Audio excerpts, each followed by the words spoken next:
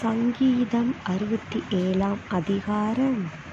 தேவனே, பூமியில் உம்முடைய வழியும் எல்லா ஜாதிகளுக்குள்ளும் உம்முடைய இரட்சணியமும் விளங்கும்படியாய். தேவரீர் எங்களுக்கு இரங்கி எங்களை ஆசீர்வதித்து உம்முடைய முகத்தை எங்கள் மேல் பிரகாசிக்க பண்ணும். சேலா.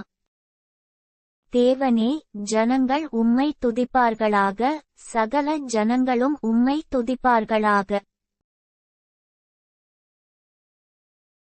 தேவரீர் ஜனங்களை நிதானமாய் நியாயந்தீர்த்து பூமியிலுள்ள ஜாதிகளை நடத்துவீர்.